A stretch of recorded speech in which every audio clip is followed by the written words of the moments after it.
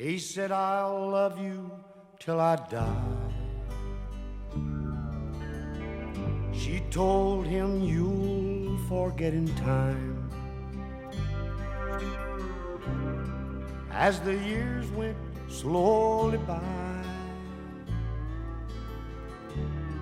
she still preyed upon his mind. He kept her picture on his wall, went half crazy now and then, but he still loved her through it all, hoping she'd come back again. He stopped loving her today. They placed a reef upon his door, and soon they'll carry him away. He stopped loving her today. I mean, that's Bond villain big. All right. I love picking on my favorite Ranger. That's great. And by favorite, I mean least favorite. I mean, it's cute that you have a favorite Ranger. I don't like any of them, I guess. There's I do have a favorite Ranger, the Lone Ranger. Good morning, everybody. We are back with Off Day with Ballpark Nation, Andy, Tom Jessen, and Jim Christopher. We've actually been off for a succession of days, Andy. And this is almost like 13 days since our last episode. Is that right? Well, I think, we have to acknowledge that you were living an adult life and had other things to do. So I think that's fine. Managing people, running a film fest, the most popular film fest, according to some magazine you keep mentioning. Yeah. And I will say this, I'd like to congratulate all the filmmakers who won and weren't assholes, and all the rest of you. I hope you slide under a gas truck and taste your own blood. So that's the kind of comment that you get from running a film fest for over a decade. Yeah, we had our 13th year, and it started out not like a 13th year you would imagine, but it sure did finish like one. So from me thinking I needed to go to urgent care in the morning to getting bum rushed by filmmakers who weren't happy with the awards they didn't win. It was fun, but I can't imagine that a industry that, is driven by egos would be filled with so many egotistical people. So that is odd for us to consider this morning. Yeah. But you know what? We're going to do our last one in a year. I've already got everything worked out for next year. It's going to be much more easy on my team. So looking forward to that. But yeah, I always tell students that being a director is having the ego to think you know what to do without being egomaniacal about it. Well, these other, they didn't take my class, I guess. Yeah, here you go. They didn't. But sports happened. And I want to begin really quickly with I don't know how much you followed the Canada, the Four Nation face-off we had during the NHL All-Star break. And by the way, Major League Baseball, NBA, NFL, that's how you do an All-Star break. Quit pretending like it's supposed to matter. But I, for one, Andy, thought it was exciting. I'm getting into hockey. Canada ends up winning it in overtime, but for me, I wish we could have left the geopolitics out the door, because I have a lot of friends that are Canadians. I have a lot of respect for Canada, and I understand what they're feeling, but I think we're getting over our skis and how serious we should take Donald Trump's threats at this point. It would have been nice just to have left it be some really good hockey played by some really good teams. I mean, we're we're in a period of jingoism. And so all comments about $20 word, Andy, Tom Jessen, jingoism. Enjoy that. All of the comments are bombastic. All of them are ridiculous. And I'll tell you what, I didn't pay attention to the matches, to the games, because of the politics that people were trying to assign to them. Canada winning does not mean that Donald Trump and the MAGA movement is wrong. If the U.S. had won, it didn't mean that Donald Trump was right. It didn't mean that the U.S. is mightier than Canada. It means that the 11 guys we have on a hockey team. Are there 11? I don't even know. That feels right. It feels sort of correct. There's a bunch of guys skating around in sweaters and shorts. That's the uniform. If you could just enjoy good hockey, that'd be great. But since we're assigning meaning to everything these days, I tuned it out. I started watching the 3rd season of Reacher. I caught up on Night Agent. There's been a lot of good streaming things going on in my life. This Night Agent, I've never heard of this. Let me write this down to bring up later on in the show. It sounds like a thing I would like. It's either about spies or Batman. So it's very intriguing. Also, since we're talking about streaming shows, the Spider-Man first year's streaming on Disney Plus is fantastic. Let me just say one last thing about the hockey. And for a good part of that, he does not wear a Superman uniform, so you can rest assured that he's his own character. Oh my God, you watched my movie. I love it. You know what? I'm going to put that clip right here. Seriously, of all the mainstream comic heroes, Spider-Man is the most original. Original? You're probably right. What? Thanks for finally agreeing. I mean, seriously. He works at a major metropolitan newspaper. No one's ever taken that angle before. And the suit?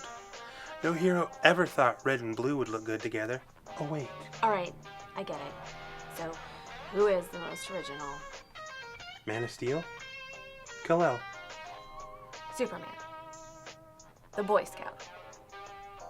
He's a walking cliche. He's only cliche because he was first. He's been around for almost 80 years. Okay.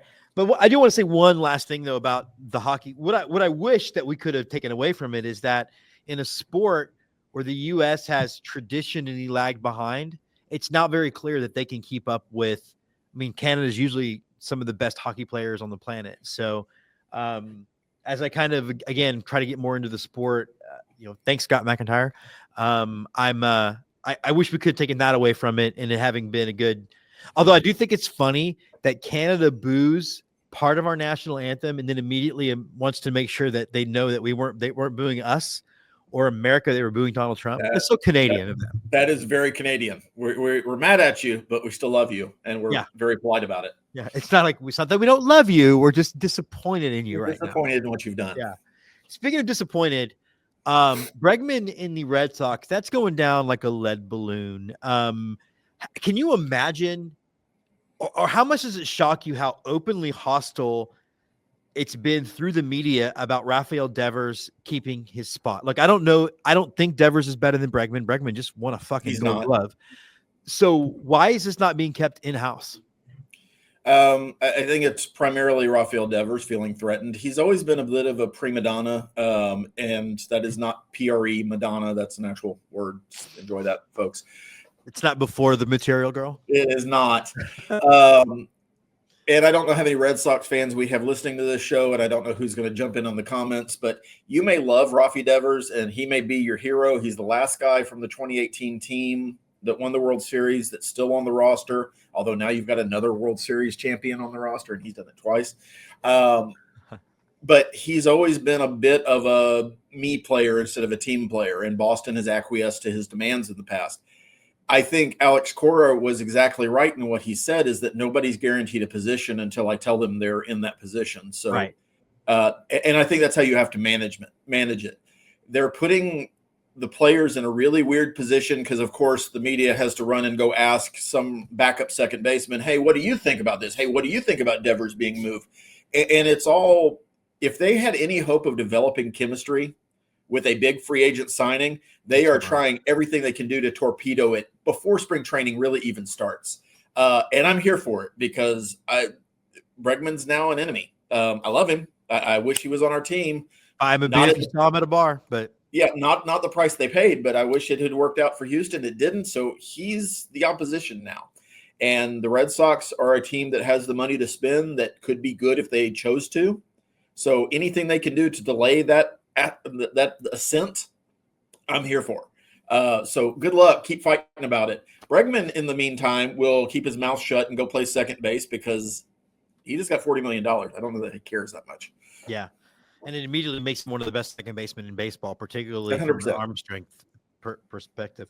I will say that our mutual friend Emily Nyman from Breakballs Pod, being a Yankee fan who's still like, she never got onto this whole board of the Astros are our biggest rival now. Like Yep. she's finding this hilarious, and it is so funny to watch her watch this. Well, there's some parallels that she should enjoy because this is very similar to Alex Rodriguez being traded to the Yankees and them not putting him at shortstop, even though he was a dramatically better shortstop than Alex G was at that point in their careers. And she's really, an Alex Rodriguez like fangirl. So yeah, I mean, so there's certainly some parallels that you're going to take your best third baseman on your roster and play him at second base, which is not necessarily a defensive premium position. Yeah. Well, before we move on to the next topic, which would soon be the Astros, I do want to do a shout out to another one of my best baseball friends. That is the Dan Hat Chronicle. We hadn't heard from him in our little private check, me, him, and Emily texting like 2 weeks or something. He built an entire R2D2 and C3PO out of Legos. I'm putting the picture up here. It's fantastic. So we know what you did for the winter. Astros made some signings, minor league deals that people are freaking out with that cost the Astros nothing, including a former Gold Glover at second base, which is making the left field thing is happening with Altuve. And I think you and I both, you brought up points I hadn't read yet about now we have mostly ground ball pitchers. So taking a step backward, it's actually the smart analytic play to do this and all the things. The Astros don't do analytics anymore. They stopped that. They don't. Me Bagwell. Meanwhile, yeah, right. But you have the idea that he was already losing a step at second base. They don't have the shift anymore to cover up because he was never a strong defender. No. Like the shift covered a lot of that up. But it's so funny to me how, again, fans are going to die on this hill that he was one of the best second basemen in baseball, and therefore the team is worse. Well, again, what the majority of our fans understand about baseball, I think you could put in my coffee cup right here. What they understand is that we win games, and that's good. And so whatever's happened to make us win games must be good. I think the reality is that players age, players get slower. Altuve, as you said, was never a great second baseman. He did win a Gold Glove, which is an argument that I've seen recently for not moving him. But he won that Gold Glove in the shift era where you could position him in short right field, and his throws were basically cut in half from a distance standpoint. And, yeah, he would make a fantastic snag that, let's be honest, wouldn't be a fantastic snag if he was 5'7" instead of 5'4". Right. But nothing but love for Jose Altuve because he's facing it the right way. He's going to a position that is less of a defensive premium in Major League Baseball, unlike Little League, where most people stop their playing experience. You don't put your best player in left field. That left field is where you hide guys. And you can look through the history of baseball. You've got guys like Greg Luzinski, who was about the size of a small Volkswagen, playing left field successfully. Altuve can get there with proper positioning, footwork, and stuff he's going to have to work on and learn. So I don't think it's a guarantee, but he can't get better at second base through those things because the tools that he needs to be better, he just doesn't have anymore. And that's just part of age. It's not anything negative against him. You saw it last year. And if you really want to look at that Tiger series, especially game 2, his inability to get to a ground ball is what cost them that game. Yes, our bullpen blew up at the end. I understand that, but it doesn't get to that point if Altuve makes that play. And I'm not picking on him. Baseball is a team sport, but Fromber, Spencer Arrighetti, Hunter Brown to some extent, and a good chunk of our bullpen are ground ball pitchers. That's what we've developed them to be. You're giving away outs, putting Altuve at second base with those guys pitching. And so I can see.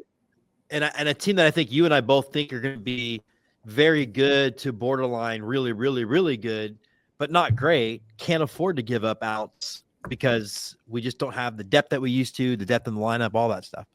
I think you're going to look at a parallel to the 97 Astros who didn't really get good, and I mean winning a division good, until they acquired a center fielder and strengthened their defense up the middle. Chucky Carr, for those of you that don't remember back then. I was deployed, so I don't remember.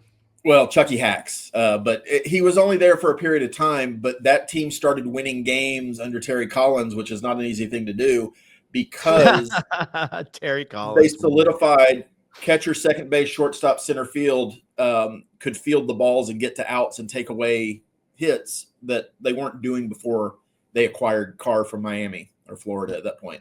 Yeah. So I think I see them following a similar model where Jake Myers, whatever we want to talk about him, and cracked me up on the phone yesterday that I get a headline from MLB that Myers is going to concentrate on hitting this spring. Well, great. What's he been doing for the past 3 years? But he's going to catch the ball. He's going to take runs away. He's going to take hits away. And if you have Pena, who is a good defensive shortstop to a great defensive shortstop, if you can take away the 1 week where he just forgets how to field, that happens every season. Or where first base is. If there's that. If you play Dubon every day at second base, or at least most of the time, or one of these minor leaguers that we've signed steps up, Brendan Rodgers being the most hopeful, I think, because he's 3 years removed from a Gold Glove season and still plays better defense than probably most of the people on our roster. And Diaz continues to improve at catcher. You take away a lot of runs from the opposition. And then it becomes a matter of how we're generating runs to win games. But I think you lock some of that stuff down early in the year with your defense. And I think to your point about Altuve in left field, particularly at Minute Maid Park, having a very rangy, athletic center fielder is going to help him, just like it helped Jordan. Like Myers is going to get to some balls that Altuve won't have to even get to. So that's going to help lower his defensive liability out there for him.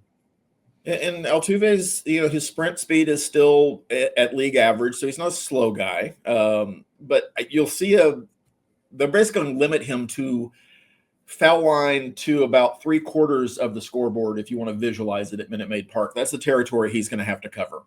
His big challenge is going to be getting back to corner on balls hit like everybody else who plays left field in Minute Maid. But Myers is going to have the heavy lifting in that weird corner in the no man's land between outfield and Pena. I don't think you're going to see a lot of that from Altuve, at least initially, until he gets comfortable covering those areas. He is an athletic guy. I don't think it's a death sentence for the Astros or for a window or anything else if he's playing left field for part of this season. But I think it's an acknowledgement of the reality that we've got two guys who are probably full-time DHs, and one of them has to play in the field. Yeah, and that's part of that reality that comes with, like you said, getting older and aging. Alvarez, speaking of, has said that he really wants to up his hitting to another level. Is that even possible? I mean, like I think arguably he should have gotten MVP and more MVP votes than he did, if any. Where can Alvarez go in your mind? I think he can go back, and this is going to sound a little weird because he's never been bad. But I think when you look at his first couple of years before pitchers had a real book on him, he didn't chase as much outside the zone. And he's gotten into that kind of habit where he's not a 370 OPS guy, and he was for a little bit, and he had a great eye. And I think especially last year with having kind of the in and out, the shuttle of the lineup, not being able to generate runs. When you're a player of great ability, you try to take on a lot of extra things. And we've all heard the cliche of trying to hit a 5-run home run. Well, you can't do that. So I think him getting better is staying in himself, being willing to take the walk when pitches just aren't there instead of hoping that something's going to tail back inside, and just getting more, to lack of a better term, Barry Bonds-like, where Bonds was never going to give in. He's very rarely struck out when he was in his prime because he would take the walk and he would only swing at things that he knew he could mash. And that's where I see Alvarez going if you're talking about a next level. And that forces a pitcher, especially if you've got runners on in front of him, to pitch to him. Because right now there is a book on how to get Yordan Alvarez out. And it's not easy because he's still one of the premier hitters in baseball. But there is a way to get him out, and you can neutralize him in the series unless you're, the Texas Rangers, who he owns. But so many people do. It's not a short list. Well, speaking of Rangers and speaking of players that want to be better, I'm putting up this picture of Aroldis Garcia, who says he's really on working to be a better hitter, and it looks like he's working by injecting himself with some of Bruce Banner's blood because his noggin is huge. Has to be a real photo, or do you think it's Photoshop? And is he now wearing a size 12 hat? Well, I'm trying to understand what because I thought initially when I saw it and I sent it to you that, well, somebody's using a fisheye lens randomly in a press conference, but nope, that's not it. Nope, it's I'm not looking it. I mean, if you've got the picture up, I'm looking at the brick lines behind the wall. They're not altered. I know it's a bad angle because nobody's head is this big, Right. but I don't know what the hell's going on. And I really kind of hope it's real. I really hope we've just gone back to the CBA is going to get blown up in a couple of years anyway. Let's all just start doing steroids and hitting massive, massive home runs. Let's go back to that era of baseball. Okay, so look, it's quite possible it's a Photoshop job, but if it's a Photoshop job, it's a premier Photoshop job, because nothing about the rest of the image is distorted except for his nose. Right.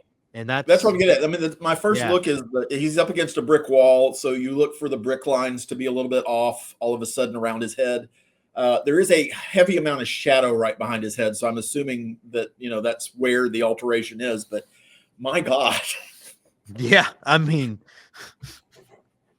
that is sufficiently hilarious, and so hopefully he'll get busted and Rangers. But he's never taken any kind of performance enhancing. No, not a one. Okay, so we did spend a couple of weeks on this show talking a little bit about SNL. It's funny because since the last episode of that, which is going on, I think 3 weeks now, we've been texting each other with, oh my God, I can't forget it. Like one of those, I can't believe I forgot to mention Chris Kattan and the Bird Family when they were chewing the food and spitting in each other's mouth. Like, oh my God. So they did have the reunion show. Overall impressions of that. I mean, I definitely got a little weepy. Adam Sandler's song by the end, with Phil Hartman, the glue, just destroyed me. So, what were some of the highlights of that for you? I mean, Sandler's song, I think, was the highlight. I know you're not a big Beatles fan, but having Paul McCartney close out the show with his medley was great. And there's a lot of back and forth about the significance to Lorne Michaels with Paul McCartney because they're good friends. I like the fact that the emphasis was, I know there's been some criticism, but the emphasis was more on the last 25 years worth of skits. I loved seeing some of my favorite performers, favorite cast members doing things together, specifically the Scared Straight with Eddie Murphy and Will Ferrell. Yeah. Eddie Murphy could go back on that show and be a star again if he chose to. I mean, Eddie Murphy as Tracy Morgan was one of the best impressions. Exactly. But he's just that talented. And he's got to be 60. It is mid 60s at this point. So I think he personally was a highlight for me. A couple of disappointing things. Dana Carvey evidently had the flu and couldn't make the show, and I'm sure they had something for him to do. Dan Aykroyd and Bill Hader had prior commitments and couldn't make the show, although there's no bad blood, and people kept trying, well, why didn't they show up? Literally, they had prior commitments they couldn't get out of, and they both were throwing flowers at Lorne Michaels through the night on social media to make sure everybody knew there was no hostility or anything. I would have liked to see something geared towards the original cast. I know they had Garrett Morris on the stage. I know that Jane Curtin and Lorraine Newman held up a picture of Gilda during the good nights. And I'm there for those kind of moments. I don't think I thought Lorraine Newman's sketch with what's his name was pretty funny too. Pete Davidson. Pete Davidson and I thought that really worked for me. Yeah. I mean, there was nothing that I was disappointed in other than I would have liked to see more prior cast members. But I think people have to realize that for some of those cast members, Saturday Night Live was a lot of anxiety, and going back up on that stage, even for a celebration type thing, may not have been something they wanted to do. I also wondered too, because they also had done big celebrations at 25. I wonder if they felt like for as much as it's 50, we really haven't celebrated some of those middle to later year casts as well. But I do like the fact that they intermingled a lot of generations, like you were saying, together. I thought some of that was funny. I mean, bringing back Coffee Talk with, just verklempt.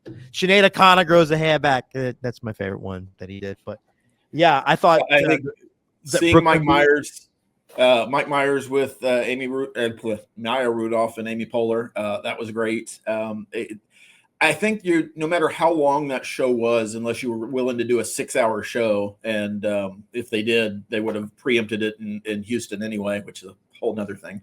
I don't think you could capture every decade and every performer in a way that would have made everybody satisfied. But you did have a 25 that was big. You did have a 40 that was huge. And one of the common themes of that, Steve Martin's opening monologue was fantastic. Yes. I'm still laughing about the Gulf of Steve Martin. And that's, if I'm buying a boat, I want to sail it in the Gulf of Steve Martin. Yes. I think my highlight might have been Bill Murray ranking Weekend Update hosts with Michael J, because it's Black History Month by default. And just roasting Colin Jost the whole way. Hi, this could be you, Colin. This could be you. I just thought much of it worked, and it was kind of cool to see. It was, speaking of Eddie Murphy, there have been times when he's hosted where he seemed really only half in. Recent. Yeah. Even his most recent time hosting the show, it was kind of just okay. So it was kind of see him really get into it, doing the couple of sketches that he did. Although, of course, MAGA is all freaking out because Tom Hanks showed up as his recurring character, by the way, on Black Jeopardy. Like, I think they just saw a screen grab and got mad. I'm not sure they even watched the show. Well, Doug, who you're referring to, showed up in Black Jeopardy 6 years ago. 7 years ago. It's not new. No. And it was basically a redux of that first appearance that nobody had a problem with. Everybody thought was hilarious. Yeah. And it was the same guy in the White House when that first one came out. So, and not to get political, but if you're upset, if you are a Trump supporter and you are upset because people think you might be racist, it's because you align yourself with racists. Enjoy it. Well, it seems like a good place to wrap it up. No, completely agree. Completely agree. I just was, it's weird because I'm kind of been in a weird, like, probably with the festival where I've not wanted to do a lot of nostalgic things that feel very, like, raw, I guess. But it was still cathartic and fun to sit there and watch 2.5 hours basically of SNL and have some of it be some of my favorite things. And I think the Tina Fey Q&A with all the former hosts, and just like cutting to Jack Black randomly. I mean, it was as well executed an event as I've seen. I don't feel like I saw any kind of hiccups. Everything seemed to work just perfectly. And even having the celebrities who were just grinning, like Peyton Manning grinning like an idiot just for being on camera the first time until he actually got to speak. And I thought Peyton Manning, again, one of the best SNL hosts, period, and his whole Lorne don't retire thing really cracked me up. Yeah, the small moments for me, Lovett's doing the remote from the American Girl doll store across the street because that's where they sat him was hilarious. The writers cutting to the writers. Yeah, the writers being forced to stand outside in the rain while the show was going on because we just didn't have seats for you. Yeah. It's impossible, and I'm sure you have insight into this based on one of your other many careers, but trying to manage a show with that many stars, that much ego, that many personalities that not only want to be featured, but kind of need to be featured or at least shown or reflected, that's not easy. That's not easy to do in a 3-hour broadcast. That's not easy to do in a 12-hour broadcast. And I think they pulled it off as well as they possibly could, and I think it was successful. Yeah. I mean, it even goes into Sandler's song a little bit about 500 hosts you can never make happy, or whatever that line was. Or right. Yeah. And I would like to special shout out to Channel 2 KPRC in Houston because they decided to stop broadcasting at 10:15 and cut to the news, which was of no consequence. They did issue a formal apology, but I did find out what the final value of Peacock was because I immediately realized what they were doing and switched to Peacock and did not miss McCartney's concert and the Goodnights, which I would have been pissed off if I hadn't got to see. So I feel like KPRC has been doing stuff like that since I lived in Houston and I was a wee tot. Oh, and it wasn't us. We just didn't communicate correctly with NBC from a network standpoint. Didn't know what was going on. Is like, could you just watch the monitor? You could see that it was still happening, right? Yeah. And it's only been one of the most advertised TV events. Like for the last 6 weeks, it's been promoting this thing and getting ready for it to happen. Yeah, that seems like So stupid. I think Houston and Detroit were the only two markets that cut it off at 10:15. So again, not even a confusion standpoint. It's literally two idiots that weren't paying attention on a Sunday night. Or my larger suspicion, the anchors for the 10 o'clock news going, I don't want to stay here till 11 o'clock tonight. Can we just start this? Nobody watches this anyway. Exactly. They should have just pre-recorded the news. All right. A couple of things, man, before we get out of here. So you started Reacher season 3. I have not yet. I am a great fan of the show. I will be starting it on actually tonight when Jessica and I are finally in the same space together. Is it holding up to the previous ones? Yes. Follows the book. Depending on where you are, I enjoyed season 2. I thought season 1 was better. Same. Season 3 so far, I'm like 2.5 episodes in, is a lot more season 1 than it was season 2. There's a little bit of flash forward, flash back that you've got to get used to because they're kind of jumping all over the place, at least initially. And it seems to be working with a smaller, tighter cast. So I think one of the issues with season 2 was trying to integrate his platoon, wouldn't be the right word. Yeah. Well, his former team, his squad, whatever. Yeah, squad, I think was the word I was looking for. And there were, I think, too many personalities they wanted you to care about. This is really Reacher and one other person that you need to care about. Everybody else is collateral damage. And I do mean collateral damage because there's death from the very beginning. Cannot wait. It's weird, though, because there's certain movies that stress me out. Like I've got a good friend of mine who cannot watch The Exorcist. So I brought her over to watch it, and we watched it in broad daylight with the shades up just to make her feel comfortable. I have a hard time with undercover cop stories because I never know when they're going to get out. And isn't that basically what this plot is, at least at the beginning? Is he's undercover? Yes. Oh, great. Although he's a brick shithouse, so he can handle himself. Well, there's a bigger brick shithouse that he has to go up against. So that's fun. He's like 7'2". I need to get off work. Okay. Other thing, you had brought up 2 shows in the pre thing that I was interested in. First of all, talk to me a little bit about the new Spider-Man show. If you are a fan of the Ditko style Spider-Man, from an art perspective, I'm struggling to remember because what the show was supposed to be called was Spider-Man Year One or Spider-Man the First Year, and it was originally supposed to be what happens between the spider bite and the time Tony Stark shows up in his life. And they went a completely different way with the show. Friendly Neighborhood Spider-Man. I don't know why I have the thing in my head, but it's Spider-Man, Your Friendly Neighborhood Spider-Man. That's the name of the show. It is 9 episodes. They are all about 30 minutes long. It's really tightly filmed, tightly written. The animation is, if you enjoy the style of the Spider-Verse shows, you're going to enjoy this. It's even a little bit more comic booky than that was. The new theme song borrows from the 60s Spider-Man. That's how it starts off, but it's completely modernized. The story is modernized. They are not held to, what I would love about this is they are not held to the canon of Spider-Man because this is happening in a different multiverse, which you can do, whatever, blah, blah, blah.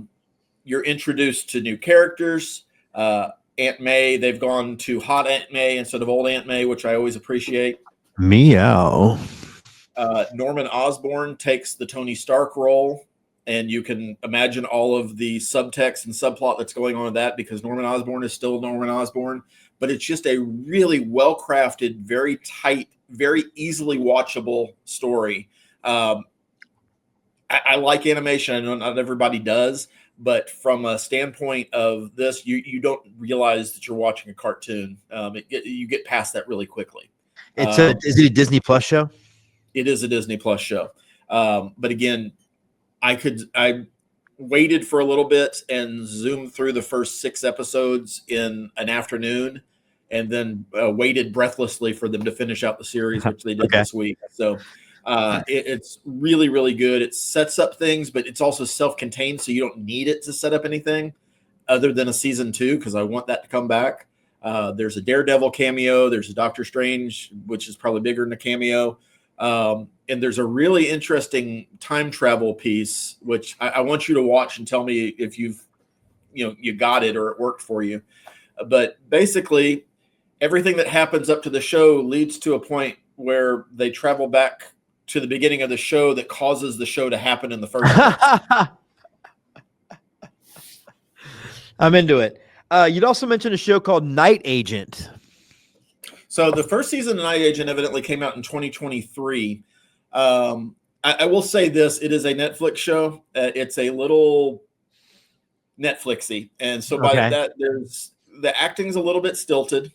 The main character has some problems emoting from periods, but he's also supposed to be a person who sits in the basement of the White House just answering the phones for actual agents. So I don't know how much personality he needed to have, but he gets thrust into action, and there's a whole plot involving up to murdering the president, and he has to stop it. So it's, I think, really well written. It was enjoyable. You need your suspension of disbelief turned on, absolutely, because there's some things that are a little bit all right. There were easy solutions, but there's great acting in it besides the main character. There's a love story, if you like that, kind of. There's a whole Secret Service subplot. There's a kidnapped vice president's daughter. There's all sorts of things in there to keep your interest in there, and it works really easily episode to episode. It's just started season 2, which came out, I guess, a couple weeks ago, and so they've moved the main character into a full agent role. That was his reward. So progress to come, but I'm really enjoying that as well. Definitely check it out. I think my recommendation, since this is the thing we're doing now, I did watch the 3-part documentary "Surviving Black Hawk Down" on Netflix. It's heavy, as is the topic. I saw that. I was worried about you watching that. How did you deal with that? Honestly, not great. It was weird because I find, well, there was a lot going on because I remember very vividly watching the bodies spread on the news, like on CNN, and that's actually one of the deciding factors, that event, that had me enlist. And so, yeah, and it was tough. And it was tough to look at all the flashback photos because the kids look like me. I mean, they were wearing the same gear I was wearing, but they're the same. I mean, it was all definitely very tough. But I think it did as good a job as a documentary can do to put you actually in the firefight. And they are interviewing some of the key players in the battle, but not necessarily the players that we've heard from before. Michael Durant probably being the only one who was the pilot of Super 6-4 that got captured. But it's heavy, but I think definitely in this space of whether we should be involved in other countries and in world affairs, I think the idea of seeing what it's like when we don't get involved and then do get involved and then don't get involved correctly, I think should send a reminder that we have a responsibility as the world's only functioning democratic superpower, asterisks, to do things. And I think that's definitely that. If you look deeper into that, it shows you that. But it also reminds us that for everything that we're fighting about, there's men and women willing to do anything, to give up anything for our country. So I think that definitely was definitely powerful, tough to watch. Didn't feel super great. Yeah, I think this will skew correctly for the people I believe that watch our episodes or listen to the podcast. But Craig Harmon, I'm gonna make this old man comment. I love documentaries, and I love documentaries because it doesn't matter what the topic is. If it's a good documentary, it's eminently watchable. And so even a tough subject like this, if it's done well, you can sit and consume and learn things that I think are necessary to learn. But I've seen great documentaries on folding paper. I've seen great documentaries on making sushi. Right. All of them, if they're done well, they're so wonderful and have a place that I think if more people, I get that we're not a nation of readers anymore, but if more people watched films that weren't just about what we can blow up or who can have sex with who else, you can learn more about the world around you and maybe have a little bit more open mind about some things that affect you, even if you don't realize it. One of the things I think helped to that end, because it was a very visceral documentary, but also it's a total of 3 hours long, 3 episodes, and I watched it in one sitting without pretty much moving. Ridley Scott's involved, and we know that Ridley Scott, directed the original film Black Hawk Down, which I consider to be the best war movie ever made. And so there's that visceral filmmaking and dedication to what really happened. And you're also getting a little bit of the Somali side and how some of them saw their view of America changed. And I don't necessarily buy their reasons, because I know what we were there for, and I know that they were being essentially manipulated by Adid and others. But either way, you're getting a different perspective. So highly recommend if you're interested in such subjects. Cool. Well, this seems like a good time to cut to our Astros, Aggies, and Longhorns plays of the week.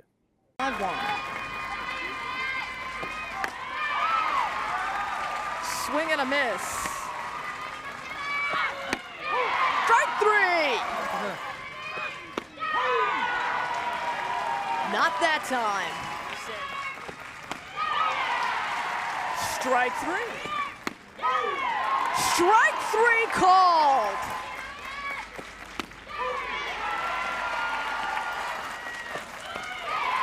Strike 3. The 3-2 pitch. Strike 3 called. Strike 3. Willie did not show any signs of weakness throughout this ballgame. Strike 3. And Texas has won their first game of the 2006 Women's College World Series. Special feeling for a starting pitcher to go the distance in a clincher. In the hole, Gutierrez will try it, and out! There it is! The Astros have won the Central Division title in 1997 after an 11-year wait. The Astrodome is shaking. Average, very consistent hitter. Is there enough room for Kramer Eshtay? Oh my goodness, did she catch it again? Put it on the highlight reel. Incredible. Barely an inning into the season, Tori. We have maybe the catch of the year. Kramer Eshtay. Sorry, let me pick my jaw up off the floor really quickly. I want any of you to try to catch a softball the way that girl just caught that softball, because that's fantastic. It's just college softball. Guess what? That was exciting. That was a great play. And if you haven't just watched college softball, it's a lot of fun. I mean, there are a lot of college sports that people should be watching because they're a lot of fun. And, Texas has the number 1 ranked softball team in the country. A&M has the number 1 ranked baseball team in the country. Oh, and we're number 5 in softball, by the way. Yeah. So we're going to have a lot of diamond stuff coming for you. I do want some time for some final thoughts, and I want to start. Texas baseball 16 now. 16, and I think it will be a rebuilding year, but I think the future feels really bright. As much as I don't like him, you've got a great coach, so that always helps. I think that like I said, we'll have some diamond dreams on the show. But I do want to finish up. I got a final thought, and I know you do too. But I watched an interview with Sarkisian this morning, and some of it really hit home to me in the best possible way. And look, I am not a football coach, and I do not mentor 18 to 22-year-old men. But I do feel like I do a pretty good job of mentoring the 14 to 18-year-old kids that I work with. And Sark said something interesting, and it was something that I've actually always done in our program, where I've always felt like if I'm going to have people write a film or make a show or whatever, and the idea is that every good piece of art comes from somewhere within you. It isn't just this sort of like, yeah, you can have a third-party story that you're telling, but if you don't inject a little bit of yourself in there, it's not worthwhile. And so I've always felt like if I'm going to ask them to do that, I had to be really open with my own experiences. I talk about my PTSD and talk about the military and all that stuff. And so I was listening to Sark, and he said part of the reason why he thinks the culture works is that they champion a culture of vulnerability, where he recognizes that, again, he's got 18 to 22-year-old kids that are not used to talking about their feelings, living their life in social media. And so that's why he's really open about his alcoholism and his struggle, because he wants them to feel like they can be open with that stuff too, to build community. And I just thought that's something that 20 years ago, you never would have heard that from a football coach. And so I thought it was a nice moment. I'm sure it's not the only moment that happens in college football, but to me, it made me pretty proud to have him as our head coach. So that's my final thought. Yeah, it's most of us grew up in and not this old necessarily, but the Woody Hayes era of, hitting a football player wasn't necessarily a bad thing until you got caught. So yeah, it's definitely a different world, and it's encouraging. Even though I don't wish the University of Texas program a lot of success, I'm fine with them winning 8 games. That's it. But beyond that, so we can be like y'all. Yeah, and you can feel the same, and I'm comfortable with that. But no, I think that overcoming demons is something that we should all be celebrating in our society, instead of piling on when people have had problems, when they're actively working to try to get better, especially if they've succeeded. So I think that's a good thing. My final thoughts are about the Astros. I'm ready for baseball to start. We are 24 hours away-ish.